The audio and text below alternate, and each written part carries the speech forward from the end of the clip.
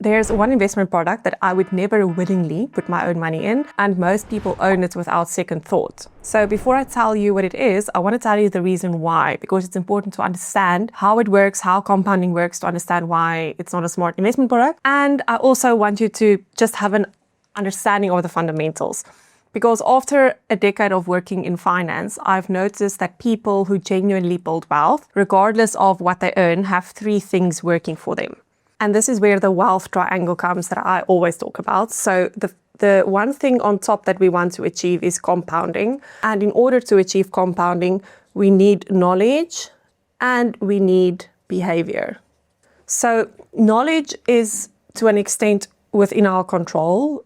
You can upskill yourself, and this is obviously why you're watching my channel and what my entire movement is about. But also behavior is within your control, because you can control how much you save and how much you put away and not overspend, live within your means, etc. But compounding actually relies on both of these components, on investing in the right products, but also being consistent with your investments. Compounding is to an extent out of your control because that relies on market returns. So you can reinvest as much as possible to make sure you get the most out of compounding. But if the market isn't doing well, then that's out of your control. You can't force returns. Although most people in an attempt to try and outperform market returns make mistakes because they stock pick or they go after the current trends, trying to outperform the market. And this is also where active funds or actively managed funds come in, because people then, rather than just trusting the average return on the market,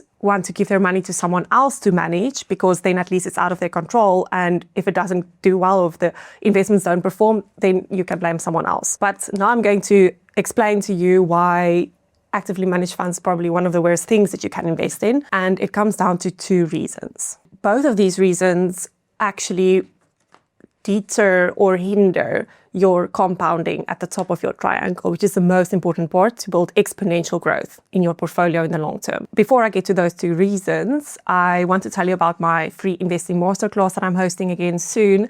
And if you've been there before, you'll know it's a great value session and it's free. Very valuable. Sign up using the link in the description, and I look forward to seeing you there and getting your questions. So the first reason I won't invest in actively managed funds is because of the fees that they charge. So we're going to talk about the performance next, but you would probably know from all of the videos that I make that keeping your fees low in your investment portfolio is one of the things that you can actually control, but also one of the things that is most important in terms of building long-term growth in your portfolio. For, to get the maximum out of your portfolio's compounding is to keep your fees low, because the analogy that I like to use is to say you're trying to grow a forest, but if you're planting trees and then cutting off branches, if each tree has 5 branches and you're cutting off 1 branch from each tree because you're paying that in fees, then your forest is not going to grow as much, considering that you're hindering seeds from being thrown down. I don't know if that's the best analogy to use, but if you think of fruit trees, for example, then you want to be able to get as many seeds as possible into the ground. But if you're constantly cutting off branches because that's what you're paying in fees, then your forest is not going to be as big as the guy next door who is putting all of his seeds back into the ground. And that's really where exponential growth is going to come from. So the thing about fees being charged on funds is most funds that are being sold to you would have high fees, and they are actively managed because it's such a lucrative business model. And the revenue model behind that, I try to show you this in a cycle, because by charging fees, that means these firms make very good profits. And from these profits, high profits enables them to put more ads out there, more billboards, radio ads, airport lounges, very fancy offices, wherever you would hear about these firms, it means they have obviously a lot of profits to put behind these ads and get their names and their brands out there. But then that would also mean that they've got commissions that they can pay to whoever is promoting their products or who's selling their products. And that leads to them being able to continue to charge fees. There's almost the cycle of them being able to continue to charge high fees, because mostly it's people that never question fees, don't really understand what they're investing in, but also they buy into the brand, because surely if they've got these big offices and these nice ads and this fancy branding, then they must know what they're doing. Where in actual fact, you're probably just better off investing in the average return of the market and not paying fees unnecessarily to anyone. So actively managed funds in South Africa charge between 1.5% and 3% of fees every year on your investments. A low-cost index fund charges less than 1%. Actually, I haven't seen an index fund that charges higher than 0.5%. So the fees are much, much lower in index funds because there's no professionals involved in actively trying to outperform the market. But also the reason most people don't even know which fees they're being paid or which fees are charged on their investments is because it's taken out of your investments on a quarterly basis in most cases without you even knowing. Because if there's no invoice being issued to you, you don't get an email with, hey, or get an envelope in your mailbox with, hey, this is the invoice that you need to pay.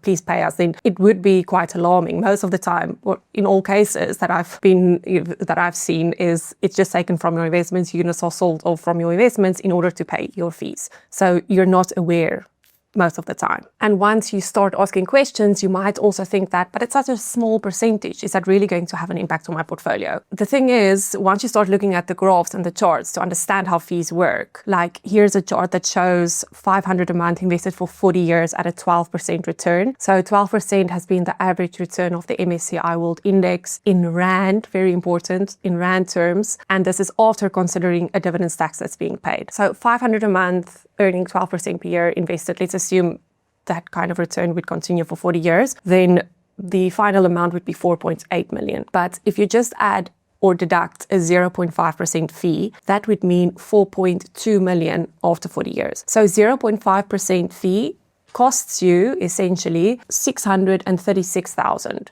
after 40 years. But 0.5% is obviously kind of the minimum, I would say, or not the minimum, the expectation that I would have once I've considered the fees on an index fund. But you have index funds charging much, much lower fees, like 0.07% or 0.03% even in some cases for US funds. Although once you start looking at active funds, the fees are between 1.5 and 3% of fees. So a 3% fee, using the same charts and assumptions that we had before, would mean that your portfolio would be worth 2.1 million after 40 years. You could actually go from 4.2 million when you only pay 0.5% of fees to 2.1 million when you pay 3% of fees every year. So that's 2.7 million less, and that is basically halving the portfolio, or actually halving the value of the portfolio. And that this is what most people never realize. You don't actually know how to make these, projections, and you don't really know how to try and interpret what fees could cost you in the long term. So 3% fee is a massive amount of fees to pay, by the way. I would never be happy with paying that amount of fees. But you still might be saying, isn't that fee justifiable because I'm getting good investment returns? So this is where the next point comes in. And I want to show you that actually your benchmark should be the average return on the market. Because if you're just going to park your money in an index fund, what are the returns that you should be expecting? But then also, why or in which cases would you be happy to pay fees? So let's get to that point next. Before we do, remember to sign up for my free masterclass. We're going to talk about index investing and the mistakes I see investors make. The link to join or to sign up is in the description. So it's clear that fees are a problem and you should try to avoid fees as far as possible. The thing is, what's actually a much bigger problem in actively managed funds would be the underperformance that they have against the market. Because I've seen such bad cases of very poor performance in actively managed funds that the fee that you pay is not nearly as bad as the underperformance in the fund. So how does underperformance happen? And this is because the average of the market really says, let's put all of the stocks together, or realistically put 85% of the stocks together in a basket, and we're just going to track the average of the market by holding the basket. But what an actively managed fund would do, they would say, but I'm going to pick the best ones. I'm going to try and include the best stocks and exclude the worst ones that I think would be best and worst, and then try to, in this way, beat the average, beat the basket.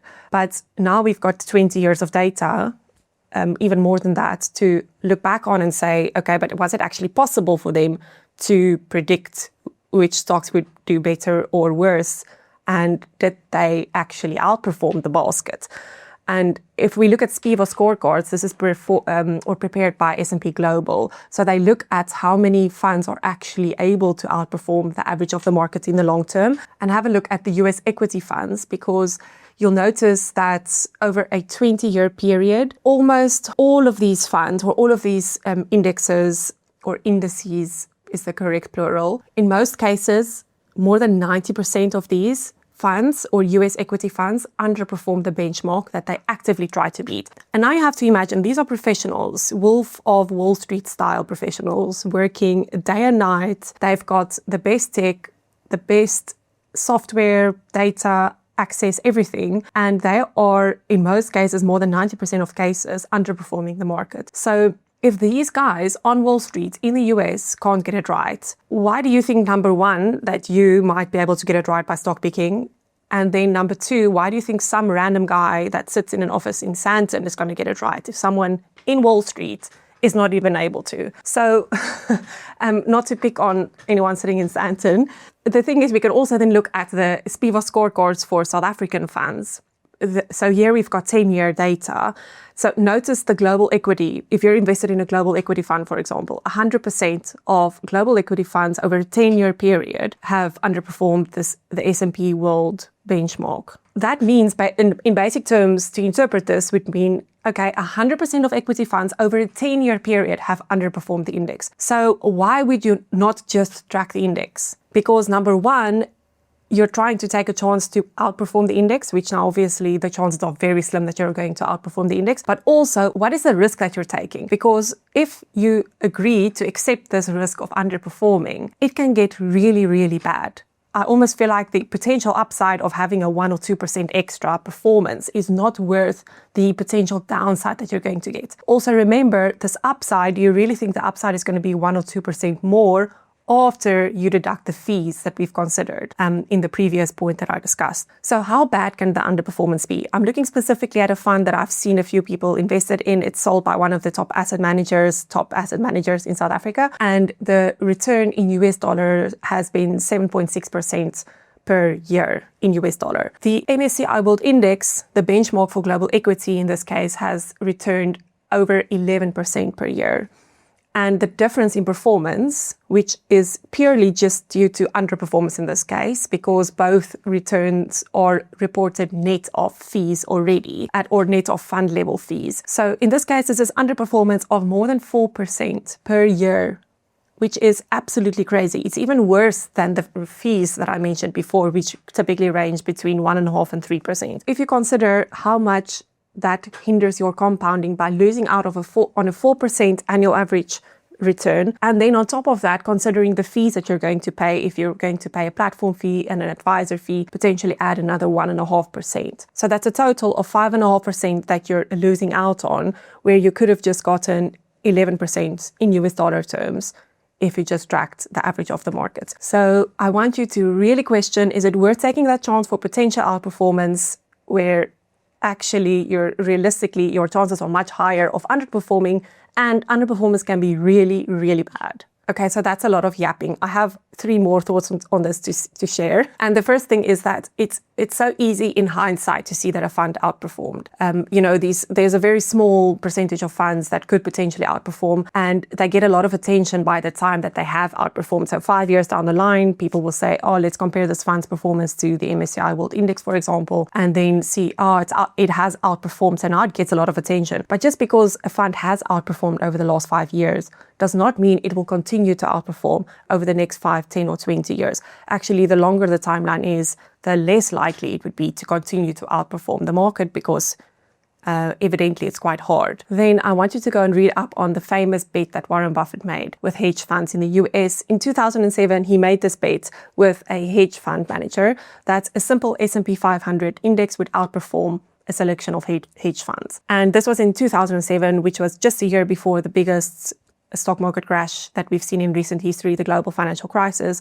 So the hedge fund manager took him up on this bet. He selected 5 fund of funds, hedge funds, and they tracked this for 10 years. After 10 years, Warren Buffett's simple S&P 500 index ETF, which is just tracking the average of the US stock market or the biggest 500 companies in the US, returned 126% over the 10-year period, cumulative return, where the hedge funds selection returned 36% over the same timeline. So that is a difference of 90% over 10 years, which is a massive difference.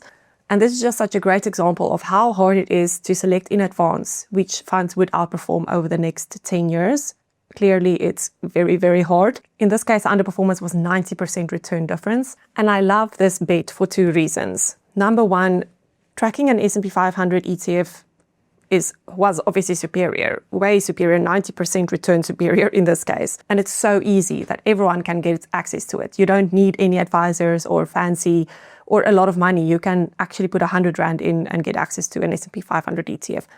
It's the simple solution, but because it's so simple, many people question, can it really be that easy?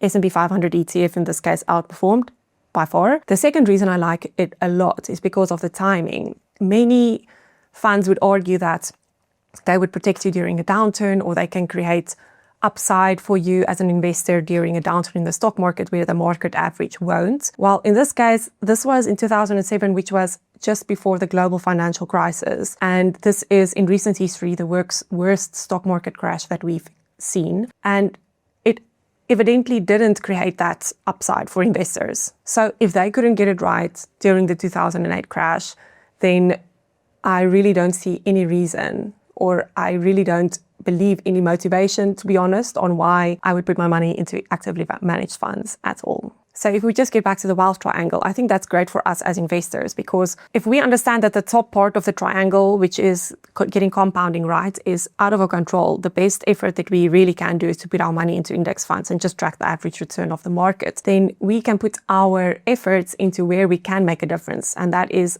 in our behavior, being consistent and not trying to time the market, not being afraid of the volatility, and having a long-term mindset with your investments. And then also in the knowledge part, which you're obviously here for, in order to improve your knowledge on understanding investing, on how, understanding your assets allocation, which you can watch my previous video on understanding assets allocation, because those are actually the things that are within your control. The average return on the market is not, and you probably are risking more by trying to outperform the market, which, yes, I think I hopefully have made clear in this video now, but you can let me know in the comments. And just as a last reminder that you can join my free masterclass. The link is in the description, and I hope to see you there.